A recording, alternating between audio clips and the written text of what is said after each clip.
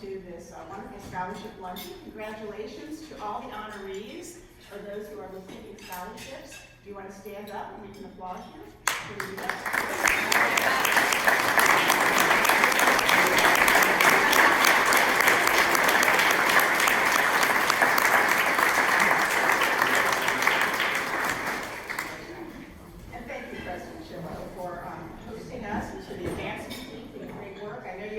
This evening, so very busy day for the advancement team. And just as I decided we want to come up here together and provide each other moral support, so here we are. It's an honor for me to be here today as representative of the Sandra Cuni Memorial Scholarship Fund. I am here on behalf of my family, especially my mother Marlene, Sandra's sister, and my grandmother Mildred, affectionately known as Molly, who was instrumental in establishing this scholarship.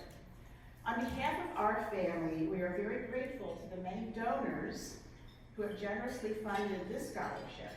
And thank you also to Thomas More University for your stewardship of the many endowments that honor scholars that we recognize here today.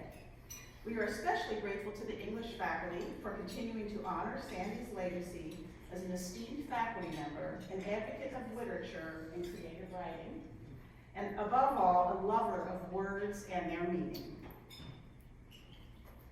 Christ, you are here. You are in the warm and liquid of the present. This opening line of Sandra's poem, Presence, is on a plaque that honors recipients as well as the of this scholarship, as well as the Creative Writing Award that is given at a later time. These words convey Sandra's commitment to the loving and abiding presence of Jesus in our world.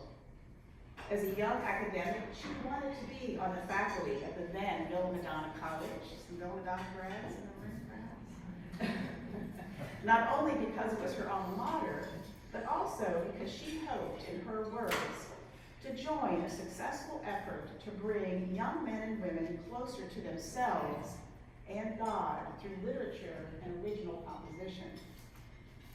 My memories of Sandra, who was my Aunt Sandy, were from a much younger days of my life. My Aunt Sandy died at the young age of 35, which is the age of my oldest son, when I was a naive sophomore in high school who had only an inkling of Aunt Sandy's accomplishments. But I was astute enough to marvel at her earning a PhD, the first in our family to do so, and she continues to be an inspiration and an exemplar for me in many ways. After Sandra's untimely death in 1973, this memorial fund was created through the inspiration of Sandra's uncle, Hubert Cuni, and her mother, Mildred Cuni. Uncle Hubert was a lover of literature, and my memory of him always conjures up the joy of reading. His home library was filled with shelves of books, and I can picture him with a twinkle in his eye behind those thick glasses and a deep guttural laugh that he had that was echoed around a pipe that was always hanging out of his mouth. Uncle Hubert instilled the love of books in Sandra and her sister Marlene, and that has continued through generations of readers in our family. And Uncle Hubert worked at Lodge & Shipley, a machine tool company in Cincinnati. Anyone remember that company, Lodge & Shipley? And it was through his employer's very generous support and that of a multitude of family, friends, and colleagues that this scholarship was established. In a letter to Sandra's mother, Molly, my grandmother, in 1983, Sister Colleen Dillon, some of you will remember her, a renowned Thomas More English professor in her own right, said, "The Creative Writing Award and Memorial Scholarship are perfectly insightful ways for fostering the liberal arts tradition and keeping alive the memory of a woman and scholar that we want our students to know and love." So this award was a tribute to Sandy's legacy at Thomas More University, as well as the university's commitment to academic excellence and the Catholic intellectual tradition. As a faculty member, Dr. Cuni set high standards for her students. She was dearly loved by many, and probably not so much by a few, because she was a bit too challenging, but she was certainly respectful. In a wonderful tribute to her by Tom Ward, is Tom here, right? Tom Ward, but that was published in the Northern Kentucky Tribune as part of the Centennial celebration in November of 2021, one Thomas More Department Chair member was quoted as saying, All the good students valued her challenging methods. She was fair though, but she does not suffer fools gladly. And another, most of our students learn to understand Dr. Cuni, and all students admire her, including those who are fighting to get out of her classes. Undoubtedly, much of their respect for Dr. Cuni was knowing that she was not afraid to speak up when she thought something was unfair or wrong. She had a heart of justice and was not afraid to speak to it. In Sandra's defense of a student whose punishment she believed was excessive, she said, "Isn't it possible just to reprimand him and then just forgive him?" She was deeply committed to literature and creative writing and demonstrated this love and commitment to her students in many ways, through her teaching and her own creative works. Dr. Cuni made the art of writing accessible to her students by creating meaningful opportunities in creative writing and the study of literature. She was the founder of the Grub Street Writing Group and created writers' workshops, courses as part of the English curriculum. Sandra also started the literary publication Gesture to feature student and faculty writing, and she worked with her students in getting that started. And today this publication is known as Words. And I believe Jessica knows a little bit about that.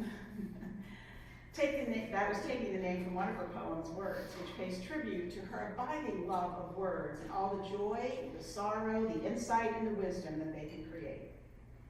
Sandra wanted her students to know and experience the art of writing and words with a paint on a canvas. While Dr. Cuni was not with us long enough to qualify for tenure, Dr. Chillo, she did make the rank of associate professor. Sandra's commitment to teaching, scholarship, and service would have certainly made her an exemplary candidate. Not only did she promote original work by her students and exemplify that with her own writing, she provided many services to the university, including serving as a member of the Board of Trustees, as a faculty representative. I feel like I have the honor of following in her footsteps and doing that. Secretary for the college's accreditation process, which we know is a lot of work. She represented the college to the Midwest English Conference and the National Council of Teachers of English. And one of my personal favorites as a graduate of the biology program, and I didn't know this till I read Mr. Ward's article, Dr. Cuni served as the Master of Ceremonies for the dedication of the new Science Wing in 1972. I had the pleasure to speak briefly with the recipient of this year's Sandra Cuni Scholarship, Jessica, who will meet in a second here. And I can say with confidence that Sandra would have found great joy and personal reward in seeing a young woman like Jessica receive a scholarship in her name. Like Sandra, Jessica is a first-generation college student, and her parents and her mother, who I had the pleasure of meeting, greatly value education and have certainly imparted that to their children. She is articulate, intelligent, and confident. Like Sandra, Jessica is an advocate of literature and creative writing. She plans to apply her study of English to a career in editing. And appropriately, Jessica currently serves as an editor for the Words publication. Sandra would have been greatly pleased by Jessica's current work at the Writing Center and the library, places where her beloved words are cherished and honored. Jessica, you and Dr. Cuni would have worked well together. You would have certainly risen to the challenge of having Dr. Cuni as a professor. I don't think you would have tried to get out of her classes. I think you would have enjoyed them. I think she would have found great reward as a teacher in your leadership and as a student engaged in the work of promoting writing and the love of literature. So in closing, I'd like to leave Jessica and all of you with the words of Sandra's poem, Presence. So I'm gonna do a little poetry reading. They seem so fitting in an event where we celebrate all of you gathered here today who are committed to the mission of Thomas More and supporting students who pursue that mission. That mission calls us to be present to our world. It says, by challenging students of all faiths to examine the ultimate meaning of life, their place in the world, and their responsibility to others. In Sandra's poem, she contemplates her own place in the world, especially, it seems, her childhood, ultimately embracing Christ's love for her. And may we all know that same love in each of our lives. So here's Presence by Sandra Cuni. Christ, you are here. You are in the warm and liquid of the present, where the fragments of my past melt like crystal candies in the mouth of innocence. My child's world, kites bobbing, pulling at my hand, and writing invisibly in the sky. Heat swimming up from wet bricks. Our safari to the library, riddled with rain. Neon rainbows splashed in the pavement, dancing at the slap of Keds. Crystal candy images, savored in the liquid of memory, melt now when I feel the pull of you through that taut string of love. My soul bobbing, writing invisibly, but ineradicably, yes. That's Presence by Dr. Sandra Cuni. And so now it's my honor to invite Jessica Thomas, who is actually class of 24, by the way, to share her remarks. And please congratulate Jessica on this honor.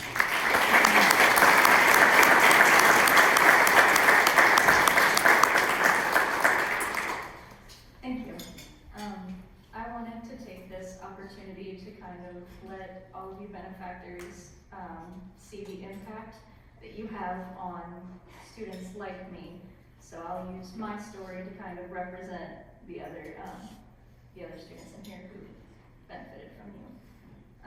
My name is Jessica. I'm in my junior year here at Thomas More, and I major in English. I'm the baby of 5 children and the product of a second marriage on both sides. So by the time I came around, my parents didn't have much money left for me. They could always pull enough money for my high school classes, but when college rolled around, we all knew that I would be paying for it myself. On top of having to front the hefty bill of my education, I'm also a first-generation college student, like Laura mentioned, so I had to navigate every aspect of college myself. Initially, I struggled to adjust, but when my parents lack in money, they never showed a lack of in support every single day, and it truly helped me get to where I am now. For the majority of my time in college so far, I worked 2 jobs on top of being a full-time student. I was working between 18 and 24 hours every single week in between classes and homework, but it's never stopped me from working as hard as I could in my studies. I never wavered in my academics, maintaining at least a 3.4 GPA and involving myself in extracurriculars like the Words Publishing and the English Club. I've always enjoyed reading, and being here only expanded the passions for the English language sparked in my childhood. Every day, my professors and classes here remind me that I can read more. I love the time I've spent so far at Thomas More. Even with both jobs, I was still struggling to afford my semester payments, but I refused to let this deter me from gaining my degree. My determination to grow beyond my situation never dimmed. However, as the bills piled up, I seriously questioned how I was going to be able to continue my education here. My whole family had been cheering me on, so we were all heartbroken at the prospect of me having to drop out. When I received my bill for the 2022 fall semester and saw an extra scholarship, I couldn't believe my eyes. I may have cried a little bit. I contacted registration thinking it had to be a mistake, but they confirmed that what I was seeing was real. I paid for my fall semester in full and built up my savings for the spring semester, this current semester. Being a first-generation student, I didn't understand that the scholarship was for the whole year. So when I saw that my bill for this current semester was also reduced by the scholarship, I felt yet another weight lift off my shoulders. I paid for the spring 2023 semester in full and currently saving all as I can in preparation for the upcoming year. Because of this scholarship, I am able to continue pursuing my higher education. I can focus even more on my academics and my studies without the financial pressure of not being able to pay. Like Laura mentioned, through my degree, my dream is to become a book editor, and the scholarship pushed me closer to that dream. Since I was able to pay for both semesters in full, I'm currently saving up my money for my final year. I just want to say thank you for your investment in all of us, especially as we all watch the cost of education grow. Beyond the impact this has directly had on my learning, your help has urged me closer to achieving success in my life goals. While not every recipient has the same story or life as me, on behalf of us all, I sincerely thank you benefactors for your generous donations that allow us to follow our dreams. And I hope we can all one day pay forward the gifts that were granted to future students like us. Thank you, thank you, thank you.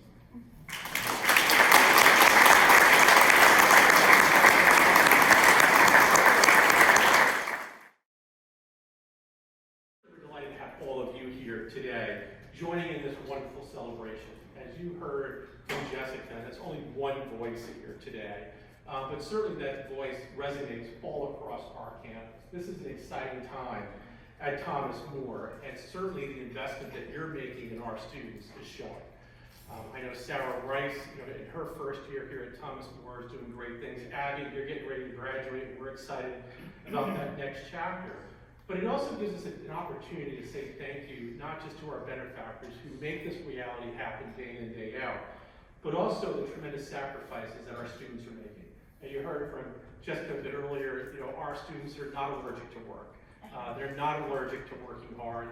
This is a group of students across our campus who are dedicated not only to be the very best saints, not only to be the very best individuals, but also to be the very best that they can be. And I know our class of 2023, which will be graduating in just about 46 days. I know a couple of the seniors are probably counting that down already. They've got the countdown going already. But certainly, they're getting ready to jump off to that next chapter of life. And certainly, they're going to exhibit the mission and the values of what a Catholic education means. And I know for many of you sitting in this room, regardless if you graduated from Bill and Madonna College, Thomas More College, or Thomas More University, you know what that means. You know how special and unique that is. And certainly, the work that our class will be doing is going to enable them to examine the ultimate meaning of life, their responsibility to others, and certainly their place in the world. And this world is changing. And the impact that we want them to have is elevated. It's also going to be changing over their lifetime. And so, earlier this month, we shared the exciting news about the success of our capital campaign, the Second Century campaign. And it's hard to believe that just in 24 months, we've raised more than $30 million. And that's because of the dedication of so many of you sitting in this room. Over the last 24 months, we have taken a simple message about the importance of a Catholic education and the distinctive qualities of a Catholic education and the impact that it could have. And certainly during the pandemic, we watched this occur. All of our lives were touched by the pandemic. And so we watched carefully and attentively how we would carry this forward. As Jessica talked about, paying this forward is critically important as we move from one generation to the next. We also know that our work is not complete. As Kevin and I always joke, we check off the box, we reach the milestone, and guess what? We're going to keep going. Because we know the impact that scholarships have, not just on the student success component that we want every student to be successful for, or certainly the importance of academic excellence and innovation, or how is the institution going to be a responsible steward, but we also know the critical importance that a Catholic liberal arts education plays, and the need for greater education across the board. We need to make sure that every student has a bright and vibrant future. As many of you came to campus, and this might be the first time in a year or so that you might be back on campus, you see that new beacon of light here now on our campus, which is our new academic center, and that construction of that facility. But that's not the only thing that we're doing, because we know that a vibrant Catholic liberal arts education has to grow. We have to be good stewards of that. And as we're making investments across the campus in terms of our facilities, we're also doing that within our academic programs and certainly the offerings that we're providing for our students. Next year, we'll be kicking off a new Master's of Public Health. We're also adding 4 new baccalaureate degrees, 1 in finance, 1 in tourism and recreation management, 1 in life science, and another in physical science. Academic innovation continues. The investment that our board of trustees has made in terms of moving forward with a new core. And for those faculty members that are here, I want to thank you because you've heard the challenge that we talked about in the importance of having a core that's more flexible, to give our students more opportunities to double major, study abroad, take a course that might be out of your comfort zone. And when I look back at my own undergraduate experience, I remember I took Intro to Theater. Yes, my future wife was in that class. That's the reason why I took the class. But I can tell you that I didn't know anything about the art of theater. But you learn something new, and that's the exact challenge that we want to give our students. We want to give them the opportunity to focus on something that breaks them out of their comfort zone. And so the Second Century Core will continue with the sound liberal arts education that every graduate at Thomas More will have. I'm most excited about something new that we've done this past year, and that's something called the Saints Essential Program. And I'm thinking of students like Jessica and certainly myself when I was a first generation college student, because you didn't have any idea what any of this meant. But the Saints Essential program that we're going to be doing starting next year is to ensure that we are student ready. And what does that mean in terms of removing some of those barriers that our students and families are facing? If you ever take a look at a college tuition bill, and I know for many of you that you have, it's always interesting to see how many fees are in a college tuition bill.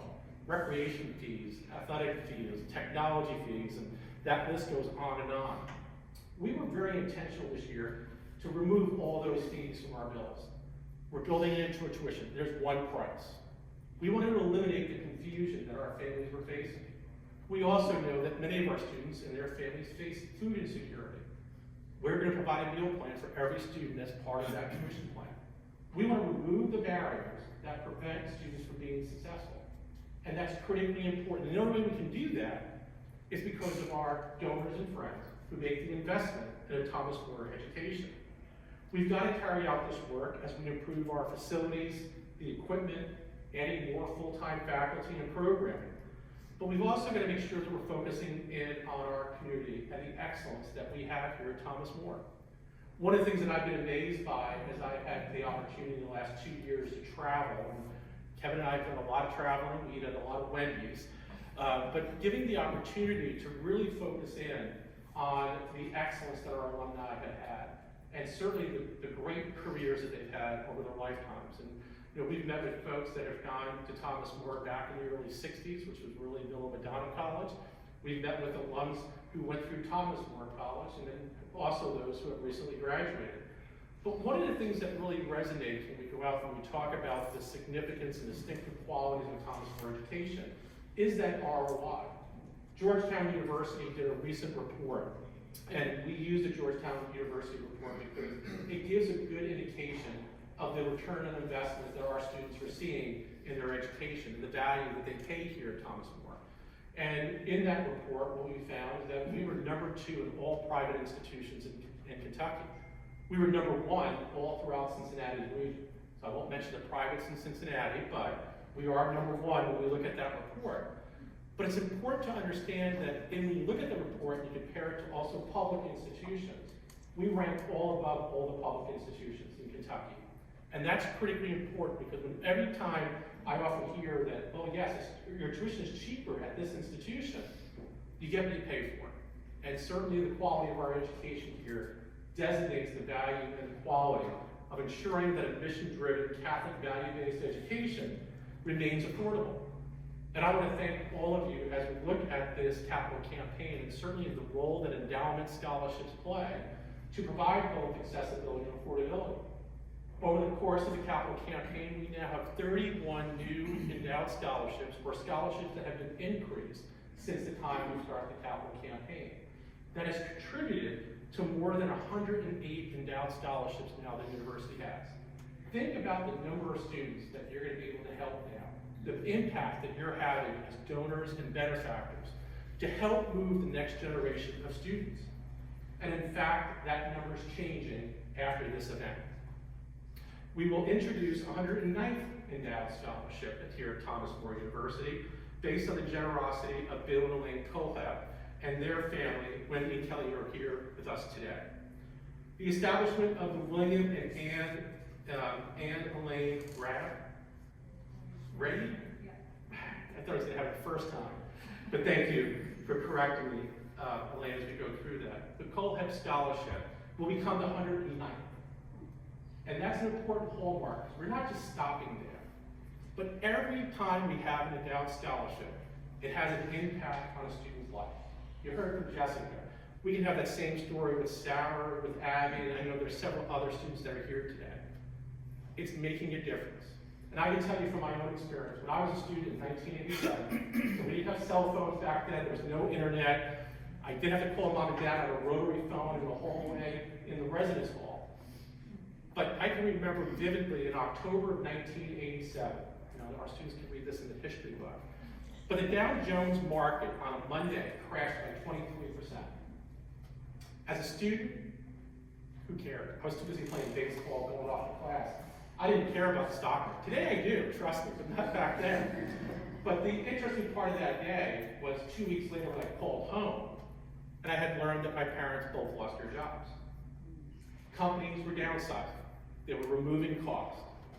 And here I was, I didn't have a clue how to pay the tuition bill. And we had a bill to pay. And it was because of the kindness of somebody who worked in the financial aid office. It's the Mark Messenslagers of the world and this team who take the time out to understand the needs of our students and the impact that it has on a student that makes a difference. And I, for the first time, learned what an endowed scholarship was. I didn't know what it was. But to this day, I can tell you that my wife and I still contribute to that scholarship because it made a difference, just like you all do. So I want to thank all of you for what you do. And on behalf of Thomas More University, go Saints.